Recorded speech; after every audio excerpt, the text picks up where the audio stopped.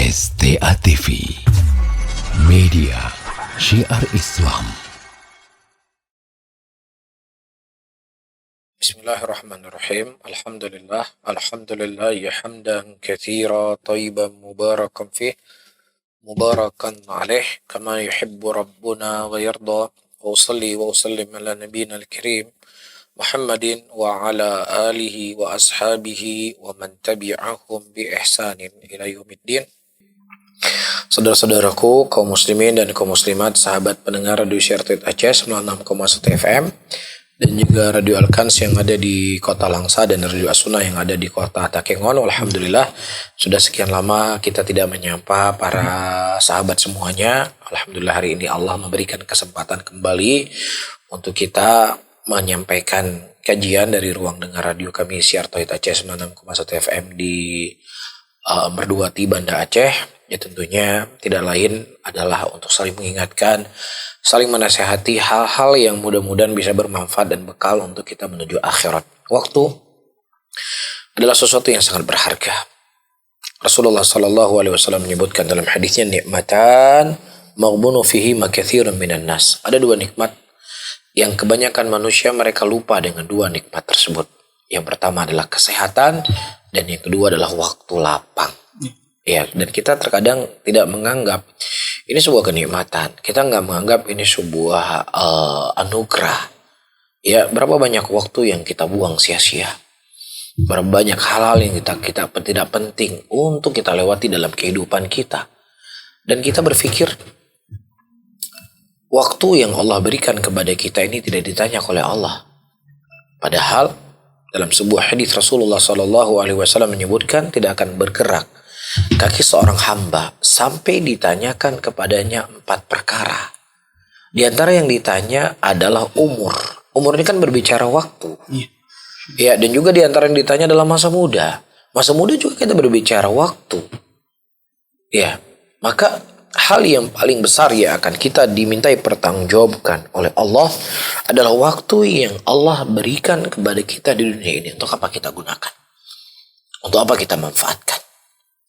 Ya, dan tidak ada sesuatu yang paling disesali oleh orang-orang yang mereka telah habis waktunya tinggal di dunia ini, kecuali mereka meminta kesempatan kepada Allah agar bisa dihidupkan kembali.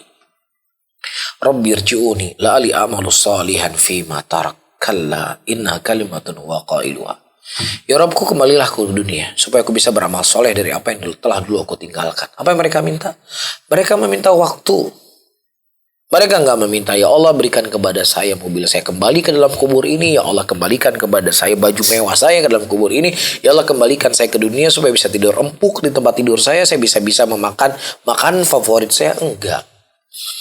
Tetapi yang dia minta, berikan kepada saya waktu dan kesempatan kembali untuk hidup ya Allah. Apa kata Allah? Kalla, sekali-kali tidak. Dan begitu juga dalam ayat yang lain Allah mengatakan, Rabbi laula akhartani ila ajalin qarib fa asaddaqa wa akum minas salihin. Ya Rabbku, kalau engkau mengakhirkan sejenak saja kematianku, maka niscaya aku akan bersedekah dan aku menjadi orang-orang yang soleh.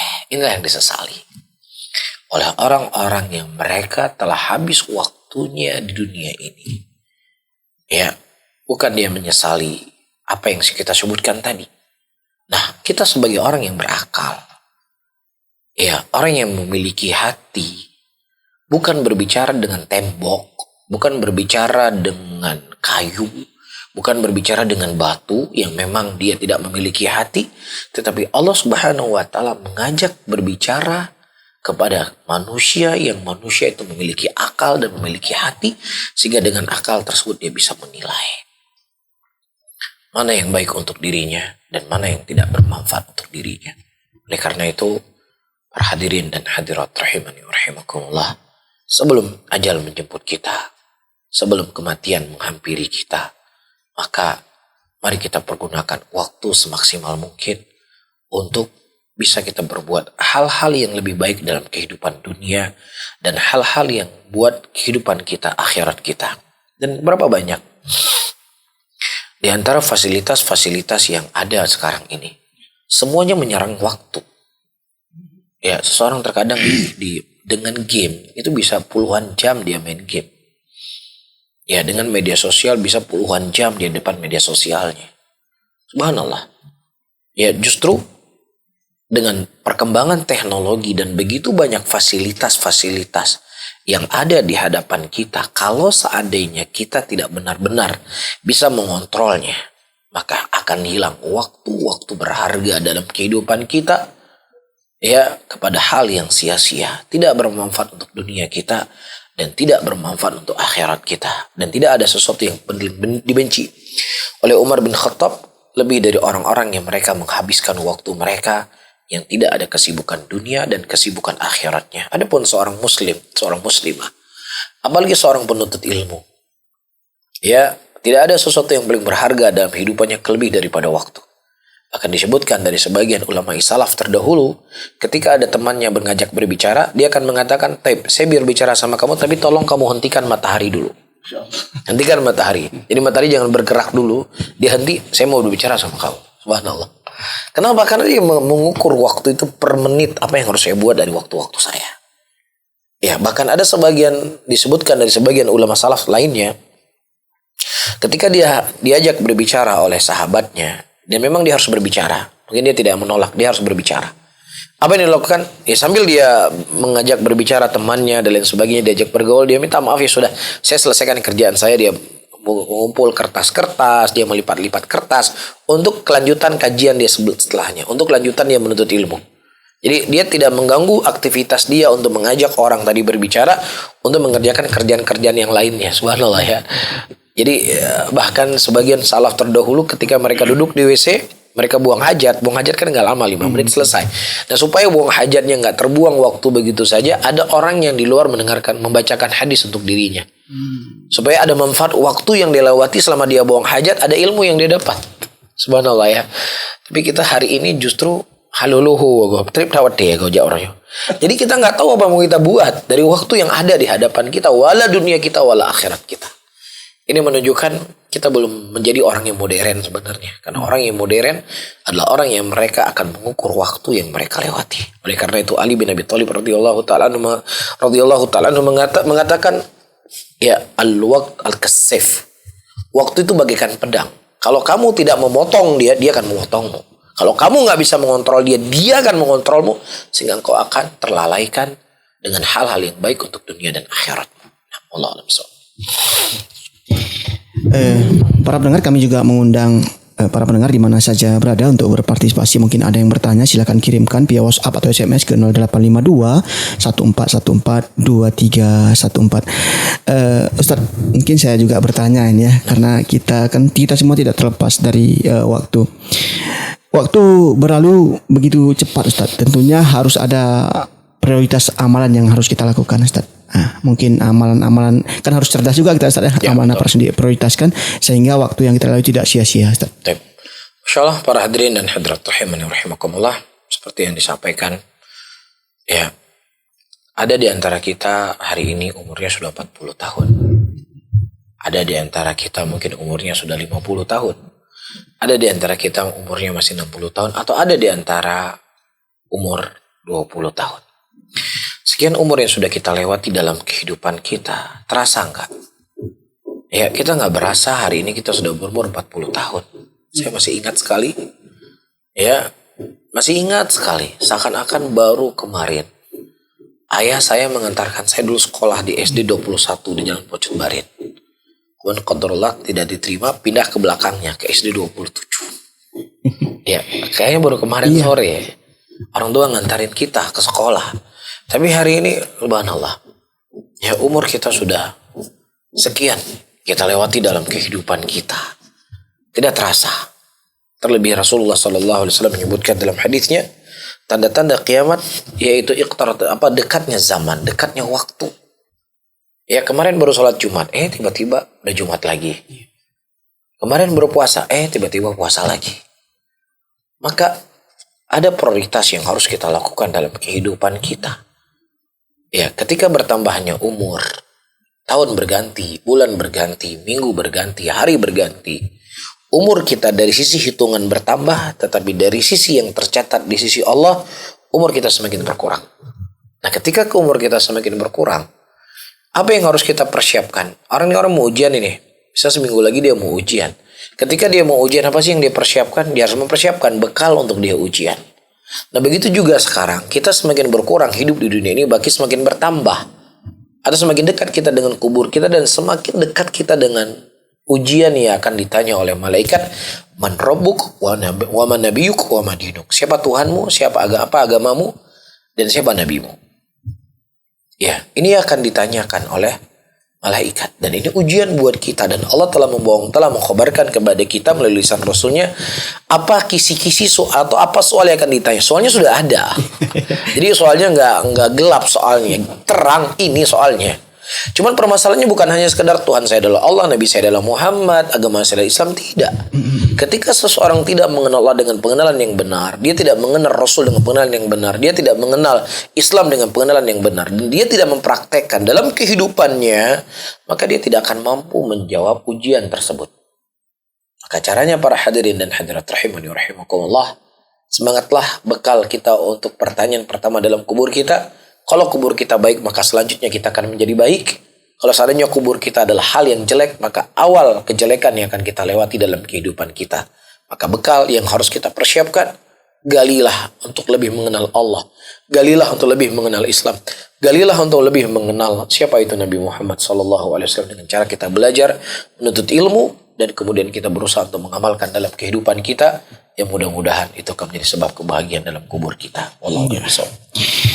Berarti harus ada amalan prioritas, Ustaz ya. Tentunya amalan yang sangat-sangat mendekatkan kita kepada Allah Subhanahu wa taala dan bisa menyelamatkan kita dalam kubur, Ustaz ya. Baik. Kemudian Ustaz, Ibnu Qayyim pernah berkata, ini saya pernah membaca di sebuah artikel, kematian lebih layak bagi mereka yang menyia-nyiakan waktu. Ini maksudnya bagaimana nih? Jelas. Kematian itu lebih layak dari orang-orang yang menyia-nyiakan waktu. Ketika dia hidup di dunia ini dalam keadaan dia menyia-nyiakan waktunya dengan dosa, dengan maksiat, yang tentunya ya pertanggungjawaban dia di hadapan Allah akan semakin besar. Tidak ada yang diharapkan kebaikan darinya kecuali dosa, menyia-nyiakan waktu dan lain sebagainya. Jadi kita sudah menyebutkan atau kita menyadari bahwasanya waktu yang Allah berikan kepada kita akan ditanya oleh Allah. Waktu yang perkaranya mubah saja yang kita lewati akan ditanya, apalagi waktu yang kita lewati dengan dosa, dengan maksiat. Sehingga dengan meninggalnya dia, ya hisab dia itu semakin pendek. Jadi kalau saya umurnya 20 tahun, dia baliknya umur 14 tahun, kan 6 tahun yang akan diminta pertanggungjawaban. Tapi kalau seandainya sepanjang tahun hidupnya 70 tahun, semuanya dalam keadaan lalai. Jadi kalau dia baliknya 14 tahun, berarti dia harus mempertanggungjawabkan 66 tahun. Ya umurnya, atau 56 tahun. Umurnya akan jadi 70 tahun.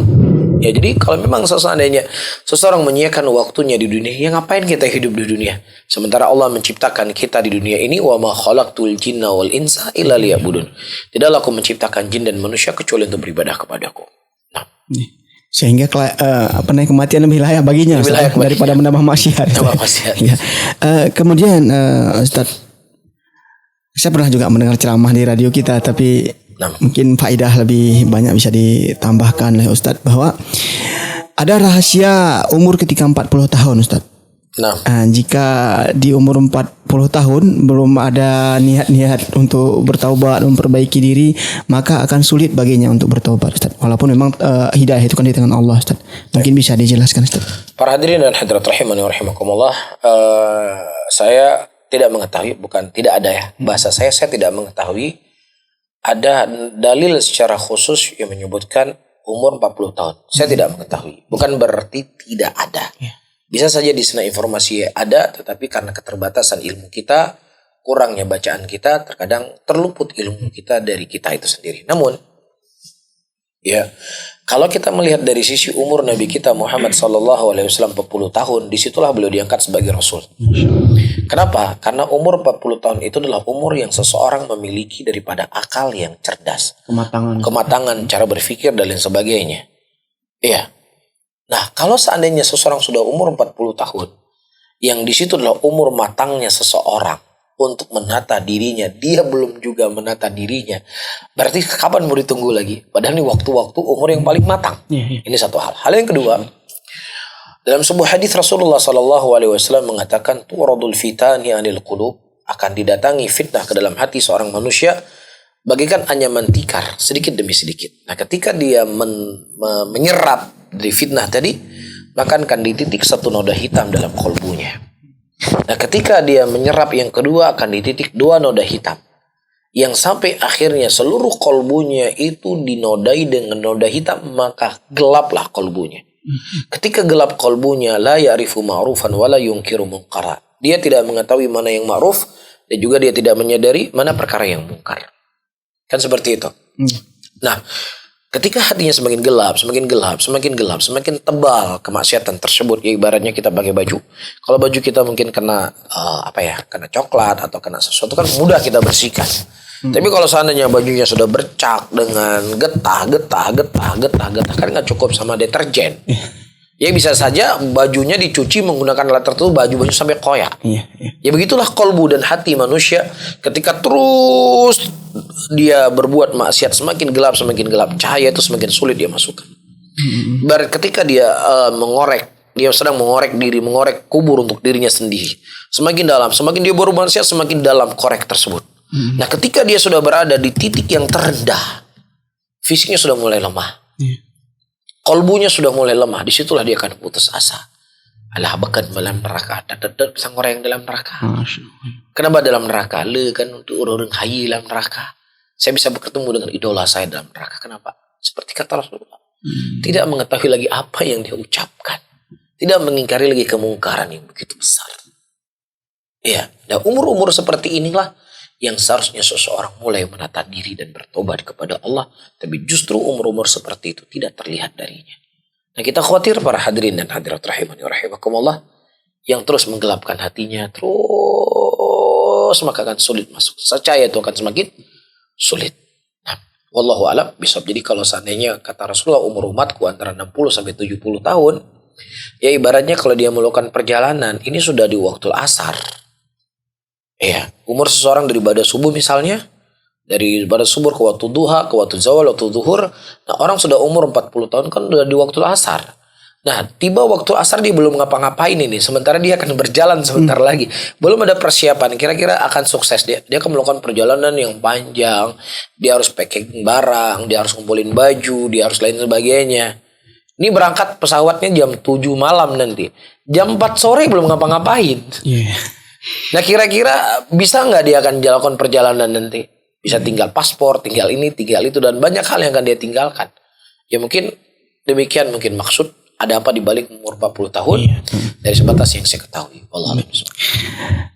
Baik, para pendengar, ini sudah ada masuk pertanyaan, Ustaz.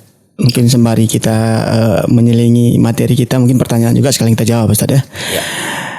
Ini ada dari nomor 08966781 sekian pertanyaannya. Bismillah. Assalamualaikum, Ustaz. Waalaikumsalam warahmatullahi wabarakatuh. Ustaz minta nasihatnya untuk anak yang baru ditinggal wafat oleh suami agar tidak berlarut-larut dalam kesedihan. Syukran Ustaz, barakallahu fik. Baik, para hadirin dan hadirat rahimani rahimakumullah. Pertama, di antara hal yang perlu untuk kita tanamkan pada diri kita semuanya, persiapan menyambut ujian dan cobaan dari Allah. Persiapan. Karena tidak ada satupun yang ada di muka bumi ini kecuali dia akan diuji dan dicoba oleh Allah Subhanahu wa Ta'ala. Apapun yang kita miliki, yang kita genggam hari ini, suatu saat kita akan lepas darinya. Apakah kita yang lebih dahulu meninggal atau dia yang akan lebih dahulu meninggal? Apakah rumah kita diambil oleh orang dengan hal yang tertentu dalam keadaan kita masih di dunia, atau kita sendiri akan meninggalkan rumah kita dipindah kepada liang lahat kita? Ya, inilah roda perputaran kehidupan seorang manusia. Maka inilah yang pertama yang harus dia persiapkan, para hadirin dan hadirat. Itu semua akan dihadapi. Sehingga ketika kita sudah persiapan, saya akan menghadapi ini semuanya, kita sudah kuat. Yang kedua, ya kita ketahui apa yang kita miliki itu semua adalah titipan yang dititip oleh Allah Subhanahu wa Ta'ala. Dan Allah Subhanahu wa Ta'ala yang paling berhak untuk mengambil titipannya sesuai dengan keinginan yang diinginkan oleh Allah dari ilmu dan hikmahnya Allah Rabbul Alamin. Dan kita dalam kehidupan sehari-hari kita sering pinjam meminjam, titip menitip. Berapa banyak orang menitipin mobil ke kita, misalnya nitipin kendaraan dan lain sebagainya. Kemudian ada saatnya dia mengambil. Dan kita dengan pasrah, dengan lapang dada kita memberikan kembali apa yang dititipkan. Bahkan kita mengatakan jazakallah khairan, terima kasih udah 1 bulan dipinjamin mobil. Dia bersihkan mobilnya, dia gantikan oli, dia fullkan bensin, kan begitu. Karena bentuk syukur. Gak ada orang yang akal sehat, Pak nggak bisa, ini mobilnya udah milik saya, udah 1 bulan kenapa ngambil. Gak ada orang masih akal sehat, dia akan serahkan. Nah sekarang kita ingin tanya pada diri kita para hadirin dan hadirat, siapa yang lebih berhak untuk mengambil sesuatu yang dititip? Apakah tetangga kita yang menitipkan mobil kepada kita, atau Allah yang menitipkan sesuatu kepada kita? Dan itulah konsekuensi ucapan Inna lillahi wa inna ilaihi rajiun. Segala sesuatu itu milik Allah dan akan kembali kepada Allah. Jadi ini yang harus kita tanamkan. Yang ketiga, sesuatu musibah itu datang dari Zat yang Maha Rahim, datang dari Zat yang Maha Rahmat kepada hamba-hambanya. Ya, karena tidak ada sesuatu apapun yang terjadi di muka bumi ini kecuali sesuatu yang telah ditetapkan oleh Allah, baik ataukah jeleknya. Ya, jadi ketika kita menyadari musibah ini datang dari Allah, ujian ini datang dari Allah. Allah itu siapa? Allah itu Zat yang Maha Rahim, Zat yang Maha Rahmat, Zat yang Maha mengetahui segalanya, apa yang baik dan tidak baik untuk saya. Ya, yang mendatangkan kepada saya musibah bukan kepada sesuatu yang hasad, yang dengki, yang menginginkan kejelekan kepada saya, tidak. Tapi yang mendatangkan sesuatu Zat yang Maha Rahmat dan Maha Rahim. Ini juga diantara hal yang bisa menghibur diri kita. Ya, dan selanjutnya musibah itu akan menjadi ringan ketika kita sama-sama juga mendapatkan musibah. Harus kita menyadari di dunia ini bukan kita tok yang ada musibah. Ada seseorang terkadang istri, suaminya, anak-anaknya sekalian meninggal. Ya, ada orang terkadang ya suami dan anaknya tidak meninggal, tapi suami dan anak-anaknya terkadang menjadi neraka untuk dia tinggal di dunia ini. Ya demikian kondisi dan keadaan manusia. Maka ini akan meringankan kita dari musibah tersebut. Nah, maka yang selanjutnya yang terakhir, berdoa seperti yang diajarkan oleh Nabi SAW kepada Ummu Salamah radhiyallahu taala anhu, Allahumma ajirna, ya Allah berikanlah pahala kepada kami apa yang telah Engkau berikan musibah, wa akhlif li khairan minha, dan gantikanlah yang lebih baik dari apa yang telah Engkau ambil dariku. Ini salah satu doa yang diajarkan oleh Nabi SAW dari musibah ketika Ummu Salamah radhiyallahu taala anha mendapatkan suami beliau meninggal. Wallahu a'lam bishawab. Kesedihan adalah hal yang manusiawi, Ustaz ya. Tapi kesabaran adalah tentunya lebih baik bagi kita, Ustaz ya. Kemudian pertanyaan selanjutnya, Ustaz. Pertanyaan cukup panjang. Assalamualaikum warahmatullahi wabarakatuh. Waalaikumsalam warahmatullahi. Ustaz, ana mencintai Ustaz karena Allah. Ana benar mencintai Ustaz dari hati karena Allah. Apakah nanti ana akan mendapatkan naungan dari Allah seperti disebutkan dalam hadis 7 golongan yang mendapatkan naungan di hari kiamat kelak? Karena Ustaz tidak mungkin mencintai ana karena Ustaz tidak kenal ana. Mohon pencerahannya Ustaz. Dengan ana Riki di Kota Bogor. Taib, habbakallah bima ahbabtani fih. Semoga Allah Subhanahu wa taala mencintaimu ya dikarenakan engkau mencintai saudaramu karena Allah Subhanahu wa taala. Para hadirin dan hadirat rahimani rahimakumullah. Taib, pertama kita berharap kepada Allah Subhanahu wa taala agar Allah menanamkan rasa cinta ke dalam kalbu kita kepada orang-orang soleh, kepada orang-orang yang taat kepadanya, agar dengan kecintaan kita kepada mereka mudah untuk kita mengikuti jalannya mereka, mudah kita mencontohi kebaikan dan kesolehannya mereka, dan mudah-mudahan kita juga dikumpulkan oleh Allah ya bersama orang-orang soleh dan orang-orang yang baik tersebut. Nah, yang kedua, seseorang tidak disyaratkan ketika dia mencintai seseorang karena Allah itu harus saling mengenal. Ya, orang beriman dengan mukmin yang lain dengan mukmin yang lainnya, mereka saling bersaudara. Nah, ketika kita sama-sama mencintai Allah, sama-sama kita mencintai Rasul, sama-sama kita menjalankan apa yang dicintai oleh Allah, maka insya Allah kita adalah orang-orang yang mencintai karena Allah. Dan orang-orang yang mencintai karena Allah Subhanahu wa taala, Rasulullah telah menyebutkan dalam hadisnya, sab'atun yudhilluhumullahu yaumal qiyamah yauma la dhilla illa dhilluh. 7 golongan manusia yang akan mendapatkan naungan kelak di yaumul qiyamah yang tidak ada naungan kecuali naungan Allah Rabbul Alamin. Di antaranya kata Rasulullah, ar-rajulani tahabbani fillah. 2 orang laki-laki yang mereka saling mencintai karena Allah dan mereka terpisah juga karena Allah.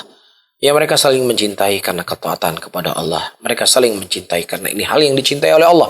Kita sama-sama mencintai kebaikan, sama-sama mencintai sunnah Rasulullah. Mudah-mudahan itulah yang dikhabarkan oleh Nabi SAW mendapatkan naungan yang hari yang tidak ada naungan kecuali naungan Allah Rabbul Alamin. Nah, Allah A'lam bishawab. Pertanyaan selanjutnya Ustaz dari nomor 0891 84 sekian. Pertanyaannya Ustaz ini di luar tema. Ustaz, Afwan Ustaz izin bertanya, saya seorang suami yang terkadang susah mengatur hati ketika emosi. Ketika melihat keburukan istri, sikap saya selalu ingin menceraikan istri. Kemarin saya pun melakukan hal itu. Ketika istri berbuat salah, saya langsung emosi. Dengan seraya mengatakan kamu pulang aja ke orang tua kamu. Aku nggak sanggup. Dan ternyata istri sedang dalam keadaan haid Ustaz. Tentu emosionalnya berbeda. Ini bagaimana Ustaz? Apakah talaknya jatuh Ustaz seperti itu? Para hadirin dan hadirat rahimani rahimakumullah. Pertama, di dalam kita melakukan hubungan rumah tangga, kita harus memahami pasangan hidup kita tidaklah sempurna sebagaimana kita juga tidak sempurna. Ya, pasangan hidup kita dia akan terjatuh kesalahan sebagaimana kita juga banyak terjatuh dalam kesalahan. Nah, ketika setiap pasangan menyadari dirinya punya kekurangan masing-masing, ya, maka ini akan memudahkan menjalin hubungan rumah tangga. Abu Darda radhiyallahu ta'ala anhu, beliau berkata kepada Ummu Darda, ya Ummu Darda, kalau seandainya engkau melihat diriku sifat emosional, sifat marah, ridhoilah kemarahanku. Dan begitu juga kalau seandainya aku melihat engkau marah, aku akan ridho dengan kemarahanmu. Disitulah kita akan terjalin hubungan yang baik. Disitulah kita akan bisa mengutuhkan rumah tangga kita. Ya, dan inilah yang harus dijalani dalam rumah tangga. Dan seorang suami, para hadirin dan hadirat, ketika dia melihat suami istrinya dalam kondisi hal yang tidak dia menyenangkan, harus dia sadari. Perempuan terkadang seperti yang disebutkan dia ada dalam haid. Perempuan ketika haid emosinya dia tidak terkontrol. Begitu juga misalnya ketika di dalam hamil, kondisinya dia tidak terkontrol. Maka ketika Anda pulang, Anda mendapatkan istri Anda tidak menyiapkan apa yang Anda inginkan, ya mungkin dia dalam kondisi sedang hamil atau kondisi dalam keadaan haid, disitulah kita harus bersabar. Disitu kita harus bersabar. Dan hamilnya dia karena kita. Masuknya air kita ke situ dia jadi hamil. Sehingga emosinya tidak tertahan. Dia sabar, oh istri saya lagi bermasalah. Begitu juga si istri, ketika dia melihat suaminya mukanya cemberut, mukanya nggak tenang, mukanya dalam keadaan tidak fresh, ya dia mengatakan, oh mungkin suami saya di kantor dimarah sama kepala kantornya, oh suami saya mungkin banyak tugas, banyak beban yang dia dibebani sehingga dia sulit untuk melepaskan beban tersebut. Ya sudah, mungkin saya harus lebih tersenyum kembali. Jangan dua kadelat, demi sapihana muka lah mantep lah. Wila kau lagi. Ya udah, perang itu sudah. Jadi masing-masing seseorang itu saling memahami. Makanya Rasulullah mengatakan kalau seandainya ada sesuatu kekurangan pada dirimu, pada pasanganmu, maka lihatlah ada kelebihan yang dia miliki yang tidak dimiliki oleh orang lain. Jadi jangan sampai ketika seseorang itu setiap ada kekurangan dari istrinya, udah cerai, cari pasangan yang baru. Ini kalau demikian kondisinya Anda tidak akan punya pasangan dalam hidup Anda. Karena ketika Anda menikah dengan wanita yang lain, nanti akan Anda mendapatkan kelebihan dari wanita yang baru tersebut tidak dimiliki oleh istri Anda. Tetapi Anda harus menyadari, akan ada kekurangan pada istri Anda yang baru, yang kelebihannya itu ada pada istri Anda yang pertama. Nanti jangan sampai istri Anda yang pertama mengatakan, enak kan di zaman saya lebih enak. Kan seperti itu. Jadi kalau seandainya karena kekurangan dia menceraikan istrinya, kondisinya akan demikian. Lain halnya kalau seandainya memang rumah tangganya sudah tidak bisa dipertahankan. Ya misalnya perempuannya dia suka berbuat maksiat dan merusak hubungan dan sebagainya. Hal yang memang nggak bisa dipertahankan. Tapi kalau cuman hal-hal yang terkadang pulang ke rumah belum cuci piring, pulang ke rumah kadang masih kotor rumah, kadang-kadang nggak. Ya itu warna-warni dalam kehidupan. Dan itu bisa didapatkan oleh siapa saja. Tapi kalau seandainya sifatnya memang hal yang memang tidak mungkin lagi untuk bersatu, ini lain masalah. Masalah itu akan ada karena kita nikah dengan manusia, Ustaz. Ya, kalau nikah malaikat nggak ada masalah. Baik, pertanyaan selanjutnya, Ustaz. Ini dari tidak disebutkan nama. Assalamualaikum, Ustaz. Waalaikumsalam warahmatullahi wabarakatuh. Saya ingin bertanya kepada Ustadz, apa yang harus dilakukan seseorang di mana dia telah jauh sekali dari Allah, lalu alhamdulillah dia mendapat hidayah dari Allah dan punya keinginan bertaubat. Apa yang harus dipelajari pertama? Langkah apa yang harus diambil Ustadz? Naam, jazakallah khairan. Alamat bertanya di Dusun Kulujaya, Gampong Bayu, Darul Imarah, Aceh Besar, Ustadz. Para hadirin dan hadirat rahimani rahimakumullah, ada satu hadis yang cukup menarik. Ketika ada seorang laki-laki yang dia membunuh 99 nyawa. Kemudian dia bertanya, apakah ada taubat bagiku? Kemudian ditunjukkanlah seorang rahib. Kemudian rahib tersebut berkata, tidak ada taubat bagimu. Kemudian dibunuhlah dia lengkap jadi 100 orang. Kemudian dia tidak berputus asa, dia bertanya, siapa yang bisa saya tanyakan?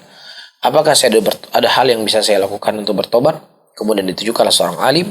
Kemudian dikatakan kepadanya, pergilah ke sebuah negeri yang dimana orang-orang akan beribadah kepada Allah Subhanahu Wa Taala.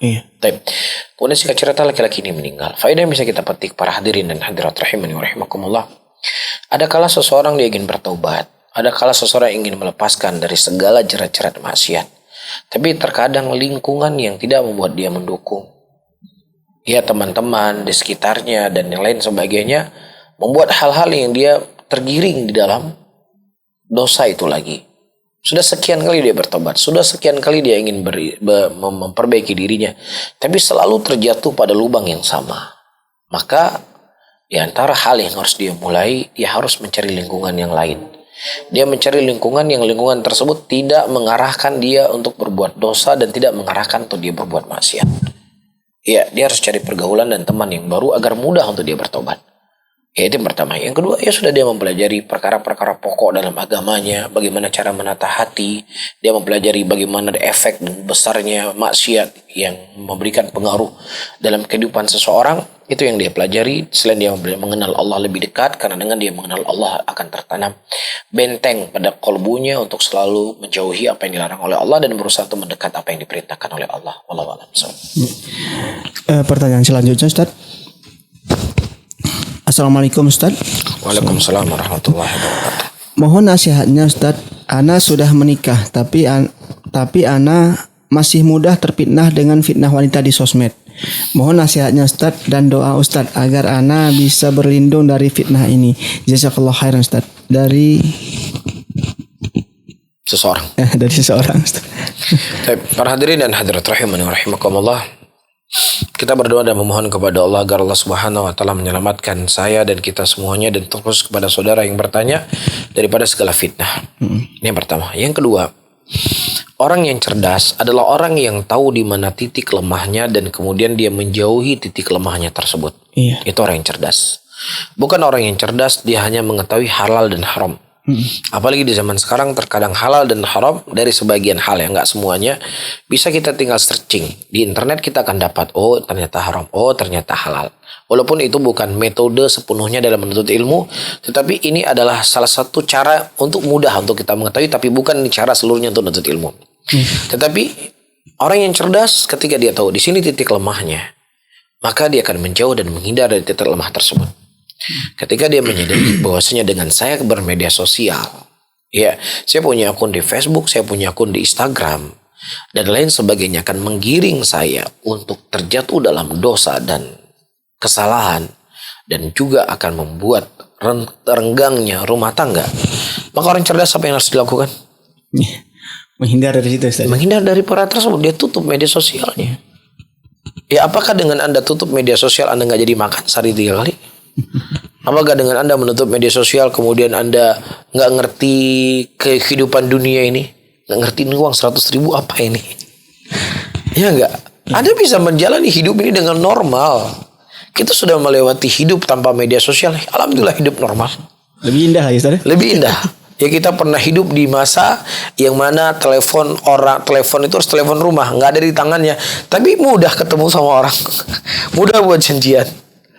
Ya, begitu juga kakek-kakek kita di zaman nggak ada telepon yang ditaruh di rumah, nggak ada sama sekali, cuma surat, bisa juga ketemu. Iya nggak? Kita punya ibu kita dari sana, kita punya ayah asalnya berbeda, tapi bisa nikah. Padahal nggak ada telepon, nggak ada apa-apa. Jadi terkadang fasilitas ini membuat kita manja. Nah, ketika kita menjadi fasilitas itu adalah hal yang membuat kita buruk. Ya tentunya orang yang cerdas dia akan menghindar dari hal yang membuat dia kejelekan untuk dirinya. Wallahu a'lam. Yang bertanya dari Sukaraja, Kabupaten Bogor, Ustaz. Oh, dari Bogor. Ya, dari Masya Bogor. Allah. Barakallahu fiik. Udah lewat Facebook ya dengarnya? Mungkin lihat YouTube, Ustaz. Oh, Masya Allah. Pertanyaan selanjutnya, Ustaz. Mohon maaf, Ustaz.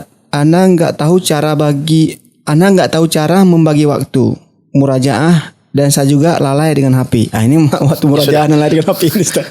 Nah, jawabannya seperti saya sebutkan tadi. Ya, seseorang yang cerdas adalah orang yang dia tahu di mana titik lemahnya. Ketika titik lemahnya dia pegang HP, ya kemudian dia akan kemudian dia akan menghalangi untuk berbuat kebajikan dan membuat dia lain sebagainya. Ya udah, dia menjauhi apa yang bisa mengganggu dia daripada aktivitasnya. Ya, kalau seandainya sebesar apapun kita ingin menasehati, tapi kalau dia tetap nggak memegang, tetap HP itu dipegang di tangannya, ya sudah, nggak akan selesai masalahnya. Ya, Ustaz, gimana caranya ya supaya saya bisa menghindari orang merokok?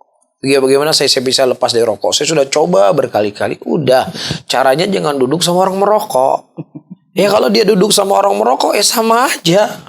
Tetap dia akan merokok. Karena cara yang paling tepat di antara menghindari supaya nggak mengulangi kembali merokok, hindari orang yang suka merokok. Seperti itu. Nah, begitu juga hal yang demikian yang ditanyakan. Wallahu a'lam. Ada pertanyaan lagi, Ustaz, ini dari pendengar kita di Garut nih, Ustaz. Banyak dari luar nih hari ini, Ustaz. Masya Allah. Garut, Jawa Barat, Ustaz. Garut, Jawa Barat. Nah. Ya. Mau bertanya, Ustaz, apakah masa iddah itu benar-benar tidak boleh keluar? Lalu apakah boleh mendatangi kajian offline bersama ibu-ibu di luar kota? Karena qadarullah di daerah ana belum ada kajian sunnah. Baik, para hadirin hadirat, alhamdulillah dengan zaman seperti ini ada kajian online yang alhamdulillah para asatidzah hampir saban hari mereka punya channel YouTube, Facebook dan lain sebagainya untuk menyebarkan kajian. Maka ini merupakan kemudahan. Walaupun seperti yang saya sebutkan tadi, pengajian offline jauh lebih baik. Ini satu hal. Hal yang kedua, wanita yang dia dalam masa iddah boleh dia keluar dari rumahnya ketika ada kepentingan dan hajat yang memang dia harus keluar, tetapi dia tidak boleh menginap dan tidak boleh tidur yang bukan rumahnya. Demikian yang disebutkan oleh para ulama tentang permasalahan ini. Jadi misalnya dia ada keharusan yang memang harus keluar, silakan dia keluar, tapi tidak boleh dia kecuali harus nginap di rumah suami yang dia ditinggal oleh suaminya tadi. Nah, Allah a'lam. Kita membahas waktu nih, Ustaz, tapi banyak orang rumah tangga yang masuk pertanyaan, tapi nggak masalah, Ustaz, ya. Nah, sama seperti saya membahas masalah apa tadi ya? Masalah kematian, pertanyaan semua rumah tangga.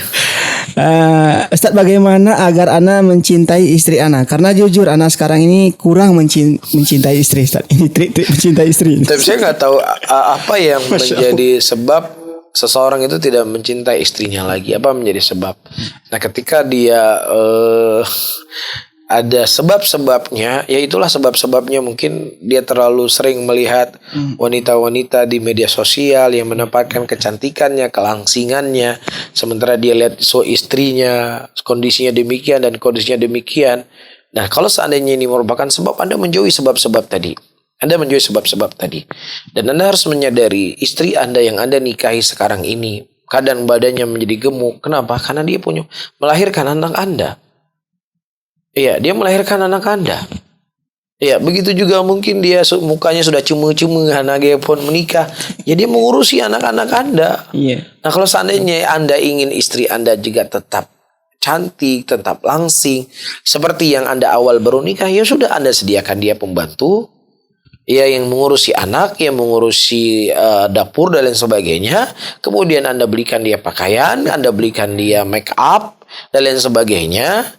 Ya, supaya dia bisa tetap menata diri. Tapi kalau Anda punya anaknya 5 atau anaknya 6, pembantunya nggak ada, Anda juga nggak pernah membantu dia di rumah, ya pulang ke rumah, kita pulang ya cuma mukanya, mau gimana lagi. Jadi kalau mau ya sudah, sediakan fasilitas. Iya, nah orang di luar, wah lihat istrinya cantik, iya, dia perawatan wajahnya mungkin 1 minggu sekian juta. Lah kita beli lipstiknya di kaki 5. Beli bedaknya kaki 5. Gimana mau sama kecantikan yang make upnya jutaan dengan make up yang hanya puluhan ribu rupiah. Jadi kalau memang seandainya Anda tidak punya kemampuan dan lain sebagainya, ya sudah terima, inilah kemampuan saya. Jelas ya? Nah, wallahu a'lam. Ini ada pertanyaan dari Pennsylvania, USA, Ustaz. Nah, Pertanyaan mungkin melalui YouTube ya. Nah, Assalamualaikum warahmatullahi wabarakatuh. Waalaikumsalam warahmatullahi wabarakatuh. Semoga Allah merahmati dan melindungi Ustadz dan keluarga dimanapun berada. Amin ya rabbal alamin. Ustadz, mohon nasihatnya bagaimana kita menanggapi kalau ada saudara kita yang meminta dana untuk perayaan sesuatu yang tidak ada contohnya dan kita tidak mau memberikan. Saya ingin menasihatinya kalau itu tidak boleh dibuat. Dan saya mau bertanya bagaimana caranya saya sampaikan kepada yang bersangkutan Ustaz agar tidak terjadi masalah dalam keluarga. Mungkin yang minta bantuan keluarga Ustaz. Baik, para hadirin dan hadirat rahimani rahimakumullah, kalau seandainya seperti yang disebutkan bantuan kepada hal-hal yang itu bertentangan dengan syariat, Allah mengatakan ta'awanu 'alal birri wa taqwa wa la ta'awanu 'alal itsmi wal 'udwan. Saling tolong menolong engkau di atas ketakwaan dan jangan saling tolong menolong di atas dosa dan permusuhan. Nah, kalau seandainya itu merupakan hal yang terlarang dalam agama, maka kita tidak boleh saling bekerja sama dengan mereka. Dan haknya Allah Subhanahu wa taala lebih harus kita jaga daripada menjaga perasaan manusia. Ini hal pertama. Hal yang kedua, ya kalau memang seandainya ada cara yang baik, ada cara yang sopan, ada cara yang bisa menjaga hatinya, dalam sisi lain kita tidak memberikan apa yang dia minta, semaksimal mungkin kita usahakan. Ya, tetapi ada hal-hal yang memang kita harus menjaga perasaan, harus membuat dia tersinggung. Ya paling ketika membuat tersinggung, carilah yang paling minimnya. Ya, mau nggak mau kita harus berbicara. Maka kita sampaikan, mohon maaf, saya kalau seandainya ada acara menyantuni anak yatim misalnya, atau pembangunan masjid, atau pembangunan pesantren, atau mungkin untuk kebutuhan engkau sehari-hari, saya akan maksimalkan untuk membantu sepengetahuan yang saya mampu. Tapi untuk acara ini mohon maaf saya tidak bisa memberikan, karena apa yang saya pelajari ini hal yang tidak dibenarkan. Udah, titik sampai di situ. Tidak usah dilayani perdebatan. Nah, kalau seandainya dengan Anda berdebat, dia bisa mendengar nasihat apa yang kita sampaikan, kita sampaikan. Tapi kalau seandainya dengan kita mendebati dia semakin membuat dia itu nggak paham atau semakin membuat dia akan mencak-mencak lah ibaratnya, ya sudah, kita cukup mungkin sampai di sini. Ya mungkin ini saya punya sedikit uang, ya uangnya mungkin bisa digunakan untuk beli beras atau beli lain sebagainya. Ya, dan saya tidak mau untuk mau acara ini, dan mohon maaf mungkin untuk sementara waktu kita nggak membuka diskusi dalam masalah ini. Ya mungkin untuk menutupi hal-hal yang tidak baik. Mungkin pertanyaan dari USA tadi terakhir Ustaz ya. Karena Ustaz saya lihat di jadwal ada jam lagi nih. Di perjalanan lagi. Mungkin di closing Ustaz. Nah, mungkin para hadirin dan hadirat rahimani rahimakumullah, sahabat pendengar Radio Syiar Tauhid Aceh, mungkin ini bisa saya sampaikan. Mudah-mudahan apa yang sedikit ini bisa memberikan manfaat kepada kita untuk kita mengoptimalkan dan memaksimalkan waktu yang diberikan oleh Allah Subhanahu wa taala kepada hal yang baik dan hal yang bermanfaat untuk dunia dan akhirat kita.